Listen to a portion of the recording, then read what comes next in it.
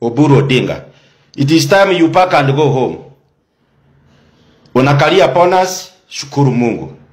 Maneno ya kusema at 2027 position ya deputy president, kwani Kindiki amekufa, mnaenda kupeleka position yake. Hiyo ni matarawa aina gani? Kama mkiingia nyumba ya mwingine, ingia pole pole. Wacharuo wamerufuka. Saa hii hakuna hali ya kusema ati fulani amesema nani atachaguliwa, nani atachaguliwa. Hata kwenu Siaya. Kwenu Siaya. Utatupwa nje. Saa hii tunataka young people. Miaka yake imeisha, hakuna age mate yako in parliament. Mzee Oburu Odinga. Tumelia, nimekuwa Siaya uchuzi, nimekuwa kila pahali.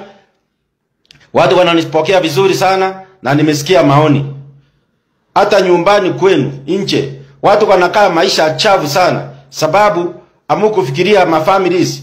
Ukiwa umeshiba vizuri your neighbor lazima akae vizuri, hata kanyumba nzuri. So mzee Oburu umewekwa kama Italy unataka kutoa vitisho, hiyo haiwezekani. Wananchi wacharuo Nyakwaramogi ni watu smart. Raundi hii hauwezi pangwa ati unaambia hao hivi hapana. Kama unataka kupageni power, pageni kivyako. 2027 Oburu Odinga nyumbani direct Pondo. Oburu hawezi kupeleka ODM pale. Raila akianza siasa hako na miaka 37. Yule mtu anaweza kupeleka hii maneno na hao vijana wawili, apewe mmoja, Sifuna ama Babu Owino. Raila Amolo Odinga alikuwa kiongozi wetu. Ametuacha. Mimi nimekuwa naibu wake kwa miaka 13 kama deputy.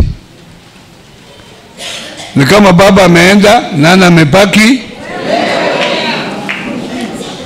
Sasa wewe ukiwa baba ya watu unaweza kuja hapa upakue? Mimi nimekuja kwa kila mtu wa Mukienda kule mashinani muambie Oparanya amekuja kwa mambo ya ODM watu Raila ameenda, ametuacha mahali paka tumupe ile heshima, kwa sababu mimi singekuwa hapa kama si broad based. Na nyinyi sasa uamuzi ni wenu. Oparanya aendelee kuwa broad based au atoki? Niendelee? Basi kuendelea na ile heshima nyinyi mtanipa, kuona kwamba nyinyi mmepikia mtu wa serikali, na vitu yote tutapanga tuwe mahali pamoja, tuunge Rais William Ruto because yeye ndio huko sahi. Niambie ni nani? Sasa baba anaenda, sisi tuanze kupanga mambo we cannot continue crying all the time.